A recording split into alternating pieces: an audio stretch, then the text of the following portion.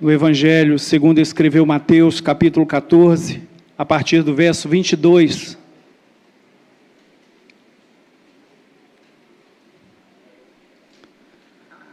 Nós leremos os versos 22 até o verso 36.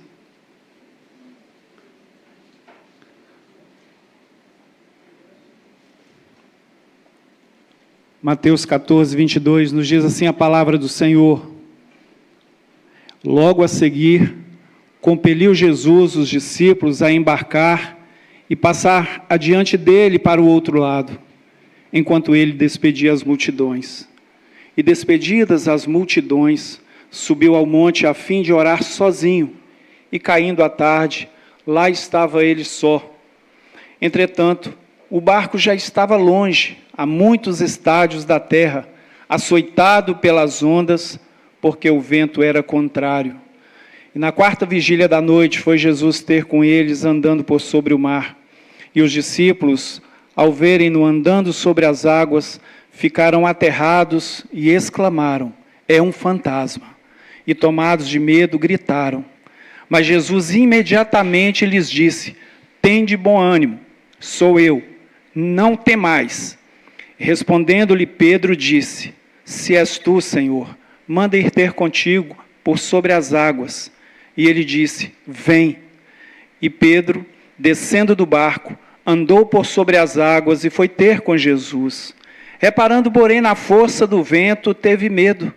E começando a submergir, gritou: salva-me, Senhor. E prontamente Jesus, estendendo a mão, tomou e lhe disse: homem de pequena fé, por que duvidaste?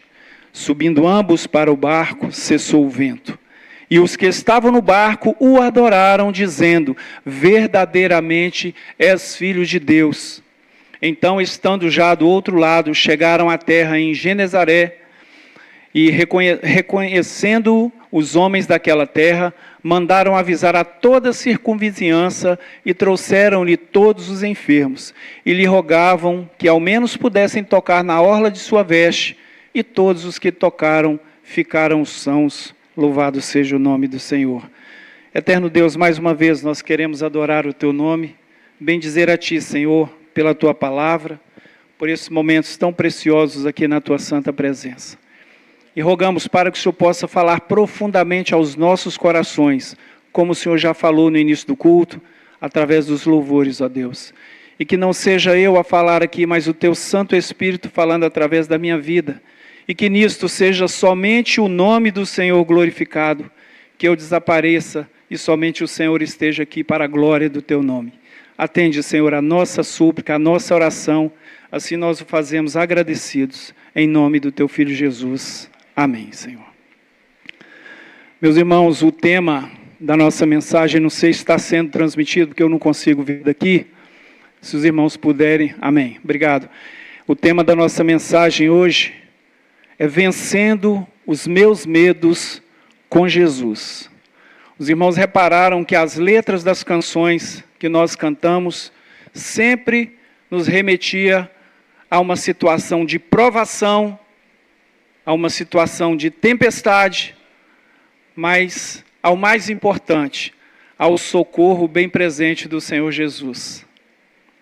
Então nós precisamos colocar em prática o tema desta manhã, aprender a vencer os nossos medos com Jesus e em Jesus, porque sem Ele nós não podemos fazer nada, absolutamente nada, e se não o fizermos desta maneira nós vamos perecer, mas não é isso que o Senhor quer de nós.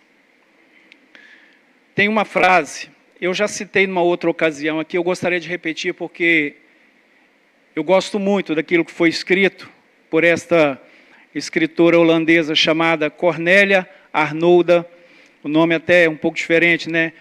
Joana, ou Johanna, como queiram, ten Boom, mais conhecida como Corrie ten Boom. Ela diz o seguinte: nenhum poço é tão profundo que ele, o Senhor Jesus, não possa alcançar. Com Jesus, mesmo nos momentos mais difíceis e sombrios, o bem permanece e o bem maior há de vir. ela não citou essa frase de qualquer maneira, ela sabia o que estava dizendo, né? Essa mulher foi uma bênção nas mãos de Deus, ajudando os judeus a se refugiarem contra os nazistas que os perseguiam. A história da família dessa mulher é muito interessante. Se alguém quiser depois ler o livro, há um livro de nome O Refúgio Secreto. Parece-me que saiu até um filme. Podem procurar ler ou assistir, porque vai contar essa história. Mas não é esse o nosso foco aqui nesta manhã. Eu citei apenas para a edificação das nossas vidas, que nenhum poço é tão profundo que ele não possa alcançar. Ou seja, qualquer que for a situação que você estiver passando nesta manhã, ou que vier a passar, o poço que você for colocado, ele não é profundo bastante para que Deus não possa te tirar de lá. Amém, meus irmãos? Muito bem.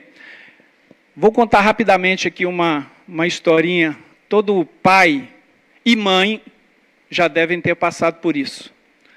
Já viram quando um pai dá na cabeça dele pegar uma criança e jogar para cima e segurar? Joga para cima. Eu não aconselho nenhum pai a fazer isso, porque as mães vão à loucura.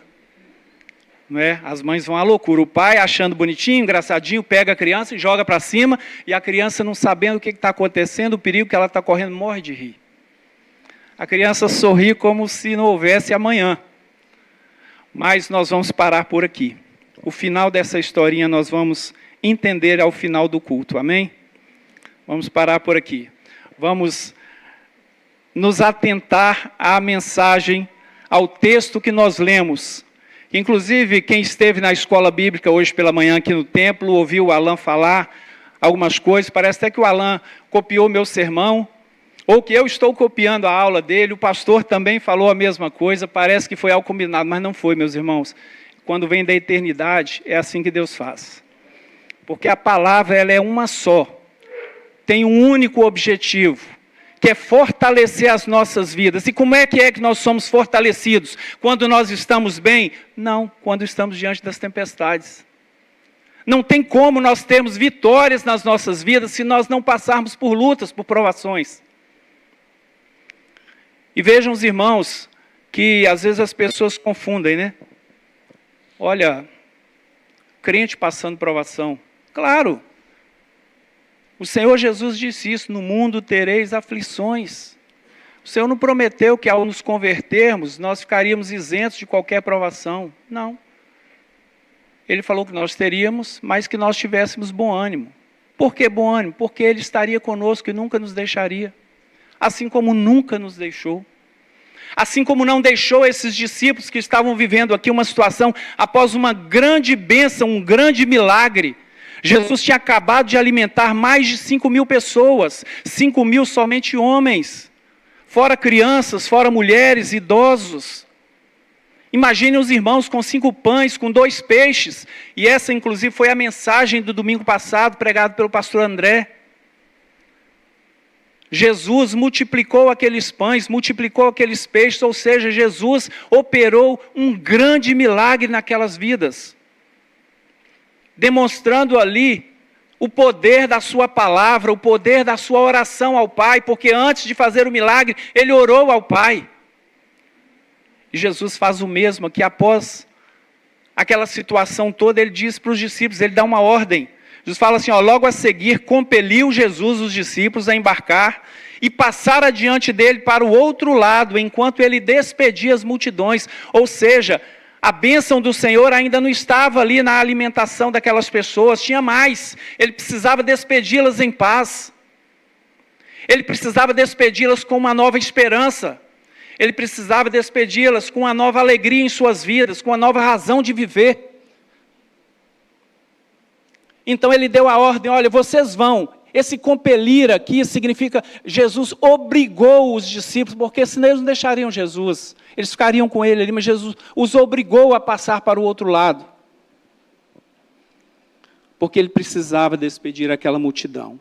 E o verso 23 diz assim, despedidas as multidões, subiu ao monte, a fim de orar sozinho. Em caindo a tarde, lá estava ele só. Meus amados, tem momentos que Jesus precisa fazer isso, né? A gente nem percebe. Jesus dá uma ordem, Nós precisamos ir, obedecer a sua ordem, porque ele precisa ficar sozinho para orar. E ele vai orar por quem? Por mim e por você. Esse é o primeiro item que nós vamos abordar, inclusive, que é a ordem de Jesus e a sua oração. É uma oração que diz respeito a todos nós. Porque o Senhor Jesus, assim como o seu Santo Espírito, ele intercede por nós. Ele ora por nós.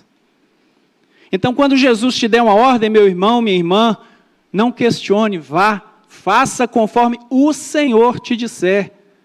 E confie, porque Ele estará orando ao Pai por você. Louvado seja o nome do nosso Deus. Então, Jesus foi fazer a sua oração. Mas também a palavra nos diz que o barco já estava longe, a muitos estádios da terra, açoitado. Vejam, irmãos, quando Jesus estava orando, o barco estava sendo açoitado pelas ondas, porque o vento era contrário. E passado muito tempo de oração, a noite caiu, e os discípulos já estavam longe, atravessando o mar da Galileia. Eu vou abrir um parêntese aqui para que os irmãos entendam, o mar da Galileia, na verdade, não é um mar. Ele é um grande lago, aproximadamente 52 quilômetros de circunferência ou de diâmetro. Ele não era um mar. Quando a gente fala em 52 quilômetros de diâmetro, não é que seja pouco, porque era, como a palavra diz aqui, há muitos estádios. Mas é porque, comparado ao mar que nós conhecemos, esse mar de água salgada, que é o verdadeiro mar, ele se torna pequeno. Mas também era um mar ali onde os discípulos já haviam desfrutado de experiências com o Senhor, e eles eram daquela região, eles conheciam aquele mar, esse mar da Galileia, e eles sabiam que as águas ali se tornavam revoltas, porque tinha as ravinas, que eram as águas. Ravinas são as águas que descem das encostas, ali geograficamente falando daquela região. As águas desciam das encostas, o vento vinha do Monte Hermon, e soprava com tanta força que aquelas águas ficavam agitadas, como o mar mesmo, como ondas, grandes ondas. E eram águas tão tempestuosas quando estava nessa situação de vento forte, de vento contrário, que afundava toda e qualquer embarcação que estivesse por ali. Estava abaixo, 200 metros, cerca de 200 metros, aquela região abaixo do nível do mar. Então, por isso que vinham esses ventos fortes do Monte Hermon, e essas águas se tornavam revoltas, porque caíam águas, torrentes de águas daquelas encostas, e esse conjunto formava, então, toda essa situação de tempestade pela qual os discípulos passaram. E, meus amados, eles, como eu falei, já estavam, ou deveriam, pelo menos, estar acostumados com aquele tipo de situação, porque não era a primeira vez. Lá em Marcos, capítulo 4, verso 35, 41, Mateus também, no capítulo 8, verso 23 a 27, quando Jesus nos mostra, nos ensina a situação que eles passaram, quando nós podemos contemplar que eles já haviam passado pela mesma situação. Só que, naquela ocasião, Jesus estava no barco com eles. Jesus estava ali, Jesus apenas adormeceu. E aí as ondas começaram a agitar, e eles começaram a ficar temerosos, com seus medos aflorados, e começaram a clamar ao Senhor: Senhor, não te parece que nós vamos perecer? E os irmãos já conhecem o restante da história. Então vejam, repito, eles tinham passado por situação semelhante. Dessa vez era para eles estarem mais acostumados, ou pelo menos não estarem temerosos. Mas a palavra não diz isso. Esses homens, mesmo assim, temeram, porque o vento lhes era contrário. E o que o Senhor quer nos ensinar com isso, meus irmãos? Diante de tantos problemas, seja a primeira vez, seja a segunda vez, seja a milésima vez, quando o vento é contrário, se Jesus não estiver conosco, nós nos tornamos, ou nós somos, incapazes de resolver qualquer situação. Não há em nós, homens falhos, pecadores, condição alguma de resolver nossos problemas. Não existe essa possibilidade. Sem Jesus no barco, nós não vamos a lugar nenhum, nós vamos ficar como esses discípulos ficaram aqui. Eles remaram e não saíram do lugar. Provavelmente eles se distanciaram pela força dos ventos e pelas ondas, porque eles não teriam força para aguentar tanto. E Jesus demorou, porque Jesus despediu as multidões, a tarde caiu, e depois veio a noite, e foi na quarta vigília, onde o Senhor começou a se revelar a eles. Acredito que entre 3 da manhã e 6, essa quarta vigília, se eu estiver errado, depois os pastores podem me dar um puxão de orelha. Mas acredito eu que sim, entre 3 e 6 horas da madrugada. Ou seja, meus amados, há mais ou menos 8 horas, cronologicamente falando, esses homens estavam ali sendo açoitados por ondas. Não há experiência de vida que te faça suportar uma situação dessa. E às vezes nós criticamos, né? Poxa, mas vocês tinham experiência com Deus, Deus operou um milagre ali através de Jesus, e você está temendo. É assim que nós somos, infelizmente. Porque Jesus falou que Pedro era de pequena fé. Pedro não era sem fé, ele era de pequena fé. E nós não somos diferentes. Então nós somos muito incapazes, meus irmãos. A primeira coisa que precisamos entender é da nossa incapacidade de resolver qualquer situação. Nós precisamos depositar as nossas vidas diante do altar do Senhor e clamar a Ele. Porque nós não temos como reverter situações de provação, de dificuldade. Nós precisamos do Senhor conosco. Elas muitas vezes nos pegam, né? Essas situações nos pegam de surpresa. Às vezes está tudo bem na nossa vida e do nada vem uma provação que te derruba, te coloca no chão. E como o pastor bem falou aqui, não é porque você pecou, mas é porque Deus precisa trabalhar através da sua vida, por meio da sua vida, por meio da minha vida. Às vezes o pecado, sim, nos traz consequências. Ele também nos leva para o meio do furacão. Vou falar nem de tempestade, por meio do furacão, para o olho do furacão. Porque nós pecamos e aí nós precisamos ser corrigidos. E assim Deus faz conosco. Mas tem tempestade que nós passamos por ela que nós não demos causa. Mas quando nós nos propusemos a servir a Deus, o que nós falamos? Senhor, eis-me aqui, não é isso? Então nós precisamos aprender também a ser gratos a Deus mesmo diante das provações, porque Ele quer nos usar para poder salvar um familiar nosso, para salvar um amigo nosso, para levar uma palavra de ânimo para pessoas que estão perecendo. E Deus vai fazer isso através de quem? De um não crente? Não. Ele vai fazer isso através dos seus, daqueles que um dia Ele resgatou. E aí Ele vai nos usar. Que forma interessante de nos usar, né? Ninguém gostaria, lógico. Somos seres humanos, somos falhos, somos fracos. Mas se essa é a vontade de Deus, louvado seja o nome do Senhor.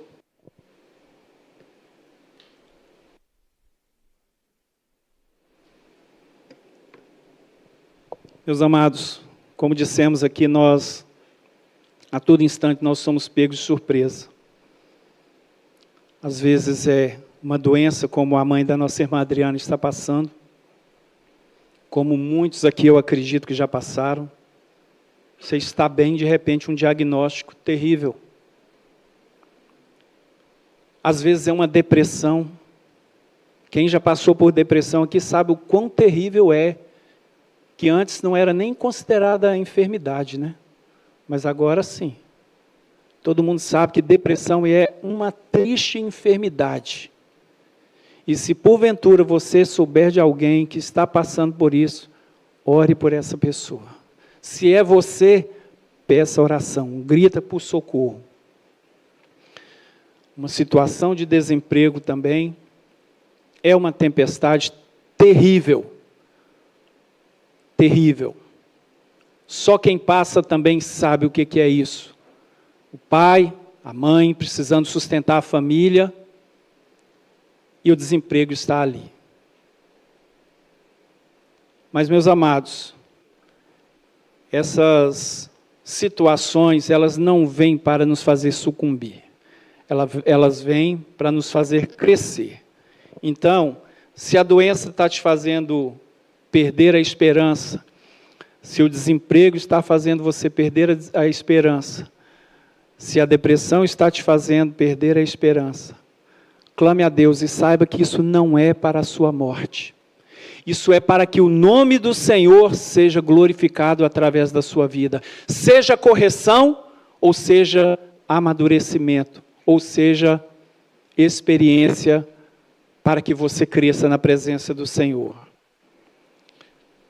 Lembremos que nós somos absolutamente, a lei diz que existem os relativamente incapazes, mas nesse caso, nós somos absolutamente incapazes de resolver qualquer situação. Mas lembrem-se, Jesus deu a ordem. Cumpra. A gente costuma dizer que, humanamente falando, ordem ilegal não se cumpre e não se cumpre mesmo. Ordem foi feita para se cumprir, mas a ordem manifestamente ilegal não se deve ser cumprida. Mas a ordem de Deus, ela é sempre legal. Então nós precisamos cumprir. Os discípulos, mesmo sem saber o que lhes esperava, eles cumpriram a ordem e atravessaram, foram para o outro lado ali do Mar da Galileia. Quando Deus te der uma ordem, cumpra. Porque Ele vai orar, Jesus vai orar pela sua vida, o Espírito Santo vai interceder por você, vai interceder por mim, basta nós cumprirmos. E o segundo ponto, meus amados, que nós queremos também aqui compartilhar com os irmãos, está a partir dos versos 25, que quando nós pensamos que não tem mais solução, que nós não vamos mais suportar, é aí que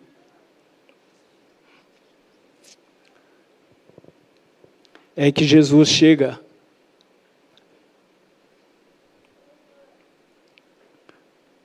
diante de nós. Diz assim o verso 25: na quarta vigília da noite foi Jesus ter com eles, andando por sobre o mar. E os discípulos, ao verem-no andando sobre as águas, ficaram aterrados e exclamaram: é um fantasma. Tomados de medo, gritaram.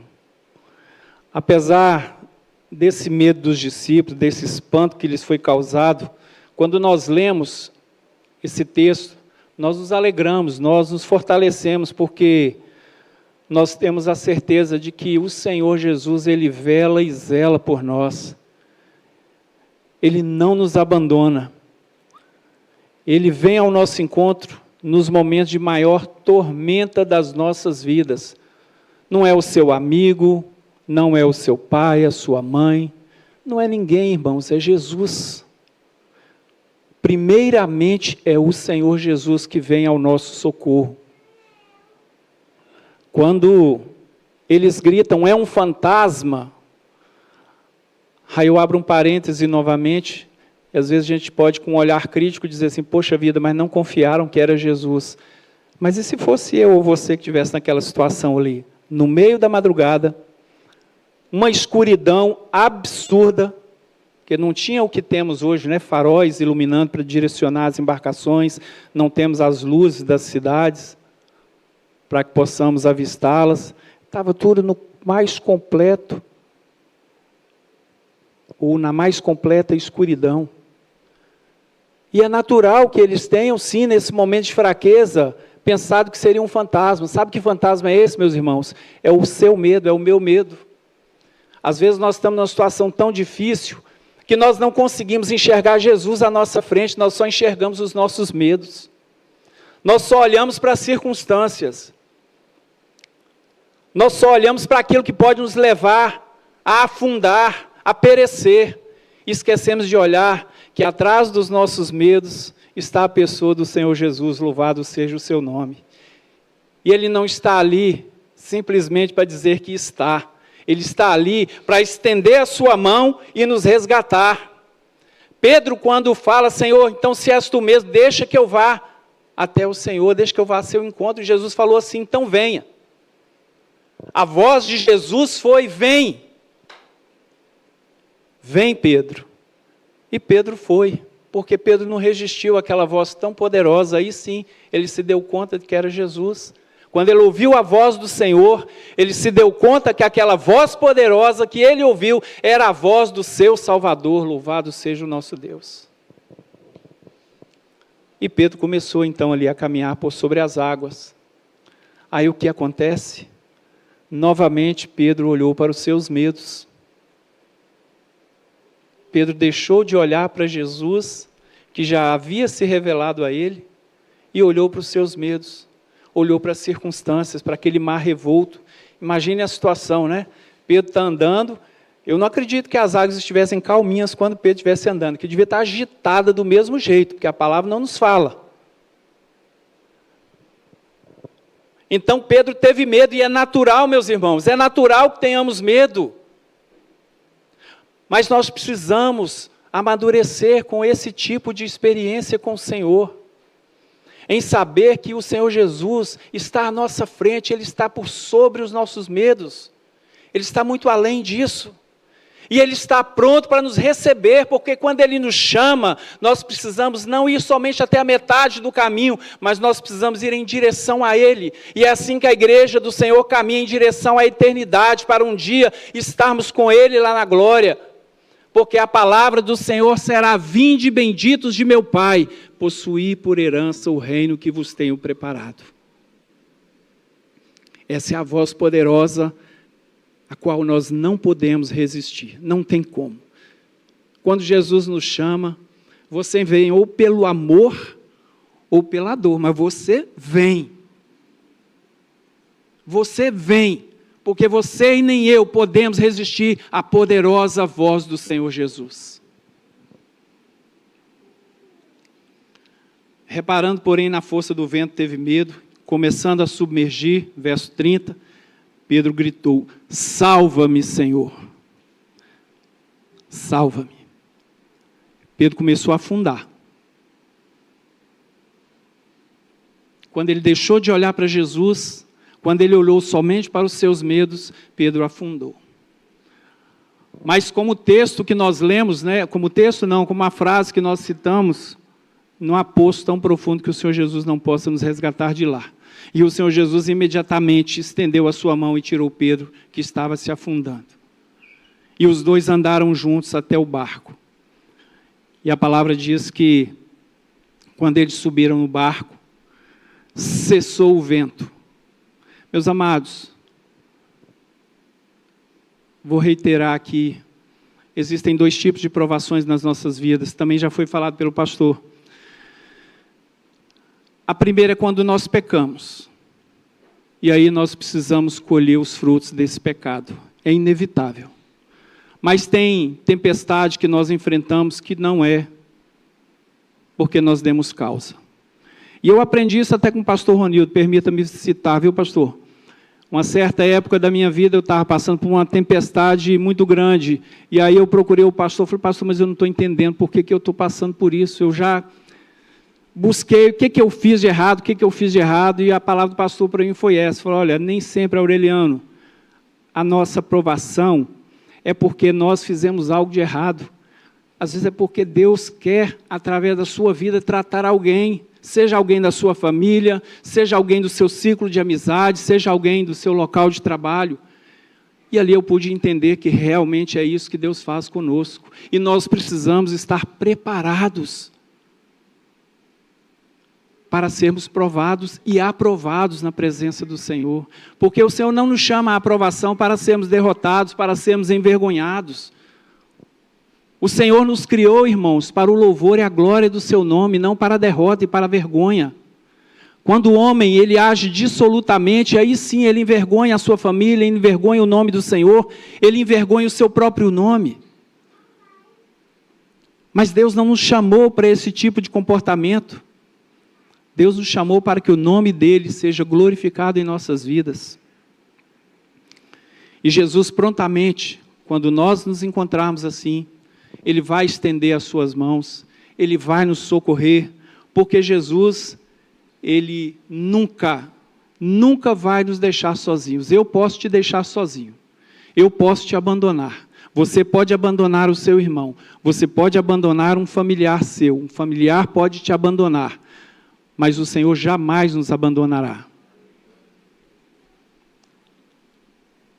A palavra diz que pode uma mãe, inclusive, vejam bem, esquecer-se do filho que gerou, mas o Senhor jamais o abandonará ou se esquecerá dele. O Senhor jamais se esquecerá de nós. Jesus não morreu na cruz do Calvário para poder hoje dizer, eu não me lembro mais de pastor Ronildo, não me lembro mais do Rafael, não me lembro mais do Aureliano. Não.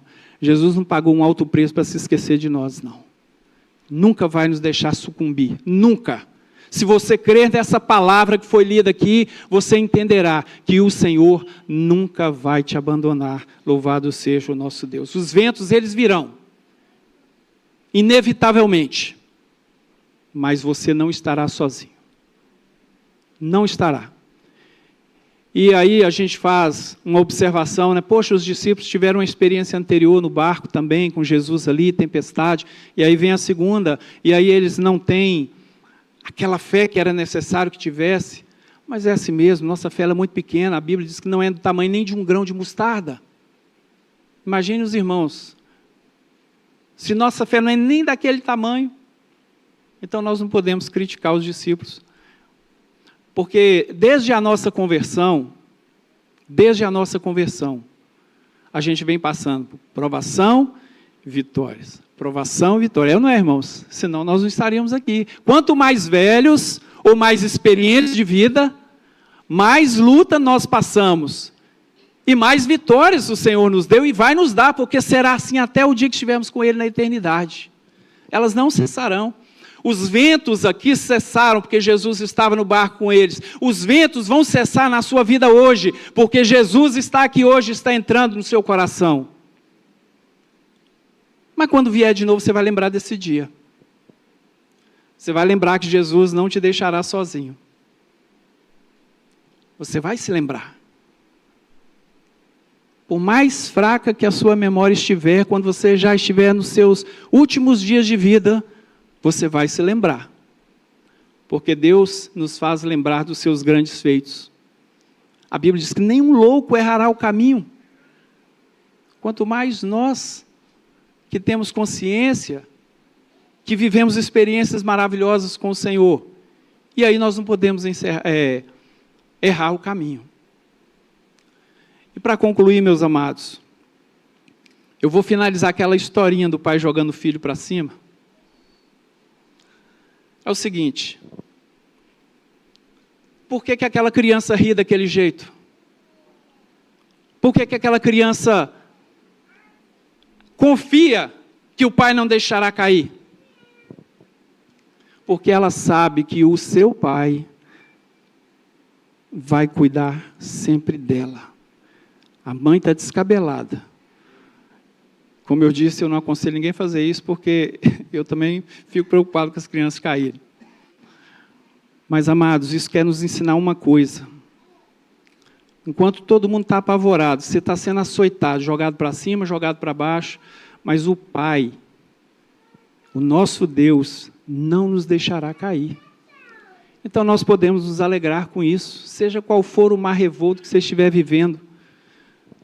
Como uma criança nós precisamos ser, confiar no Pai, confiar em Deus, confiar em Jesus, porque por mais que Ele permita que nós sejamos lançados para cima, lançados para baixo, lançados ao lado, mas Ele não nos deixará cair.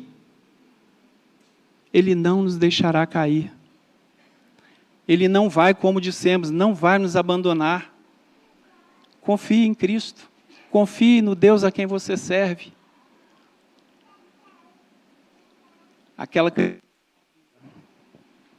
cegamente no seu Pai.